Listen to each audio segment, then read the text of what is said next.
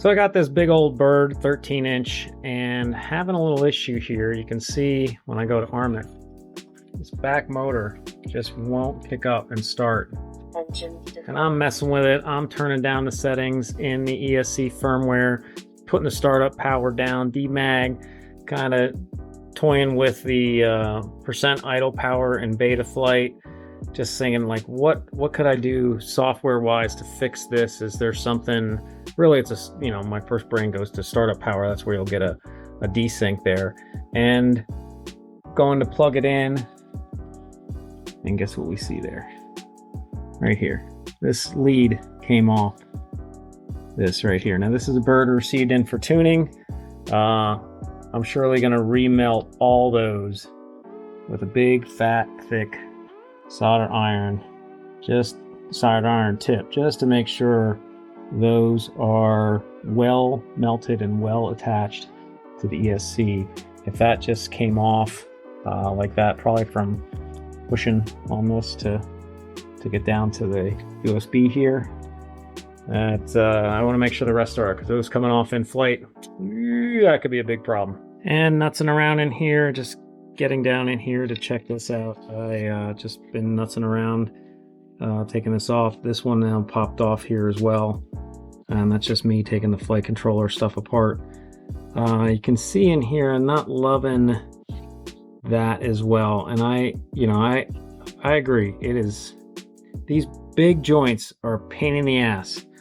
You need the biggest friggin' solder tip you can imagine. Crank this iron up a little bit higher than is probably what is recommended by pro solderers, but yeah, you got to get them melted more. I have seen in the past where if the connector from the ESC, or the capacitor, and it looks like this is a 1000 microfarad, it's on the bottom, 1000 microfarad cap, 50 volt, because this is an 8S quad. But I've seen that if these connectors here for that capacitor have a cold joint or break loose, that vibration and tapping can cause a lot of electrical noise itself. One quad I had for tuning, I fixed just that, and that fixed the whole quad. It had all kinds of electrical noise issues. He was thinking it was the flight controller, and it was actually just the capacitor. It was on a 5S, but nevertheless. But yeah, these joints are all suspect, with two cold joints here being suspected. I mean, they feel solid, but obviously they're not. And if one of those has come off during flight, boy, that's the end of that. She's going down no matter what you do. Okay, so how do we make sure we get the best results? And it really comes down to your solder equipment choice here.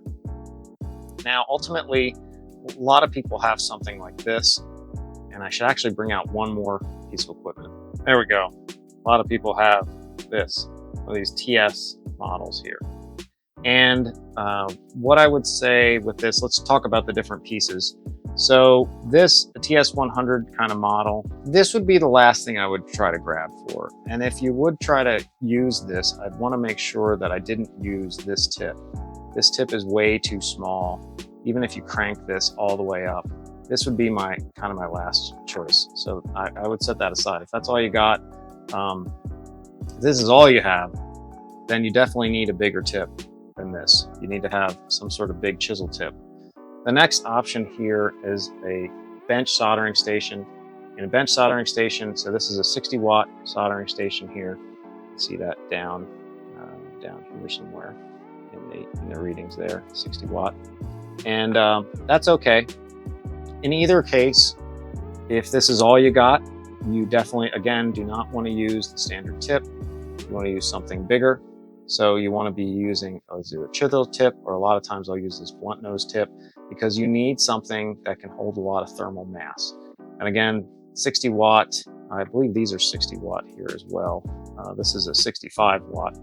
You can see that on there. So it's a 65 watt, this is 60 watt. You want to crank these all the way up to their max temperature. It's going to be a struggle. That's a lot of people do. It's not great. Here, even I would crank this all the way up to its max. Big blunt tip, let it completely warm up. That's not great for the tips to be at the max temperature.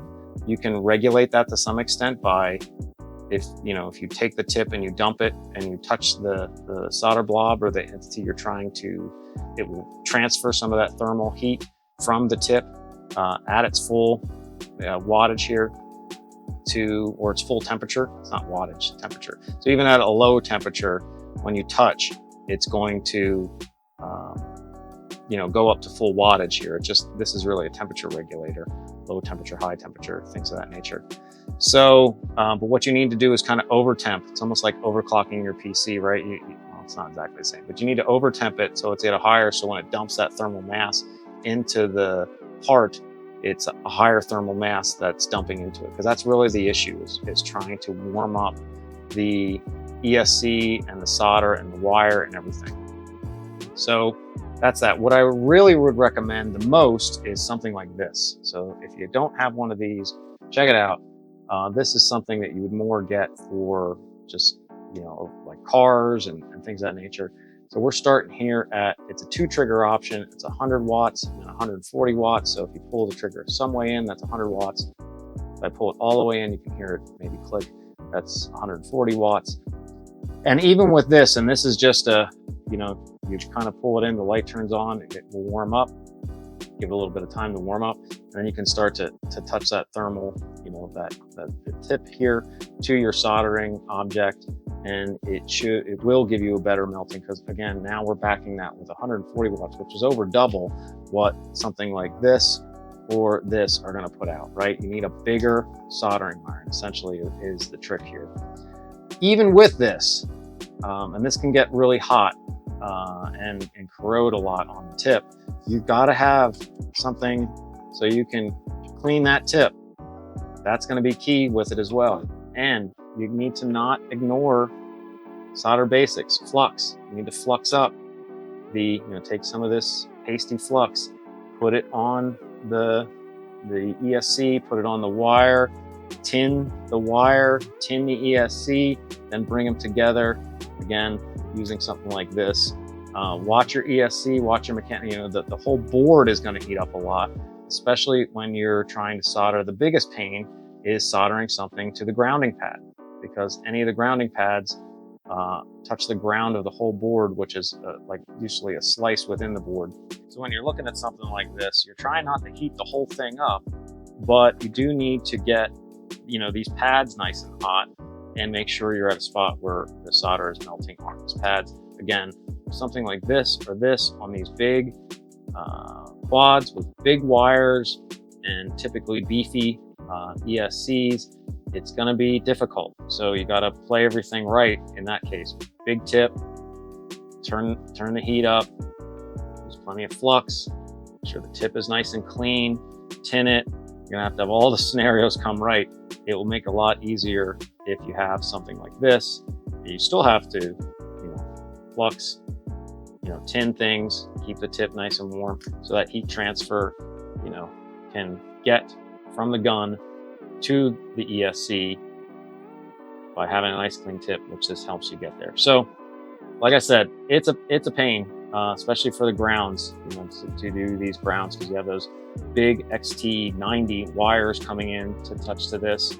The motor wires are bigger, thicker motor wires, because you have the 42 whatever motors, or 35 or 32 whatever size motors, so they have a bigger wire going to them as well. So it's all about getting the max amount of heat in there as fast as possible, because you really are trying not to heat up the whole dang thing. You want to just heat up the pad, but it has a tendency to diffuse a lot of it into the wires, into the ESC, so on and so forth. But yeah, these little attention to details on a big craft like this, 13-inch, can make all the difference in the world.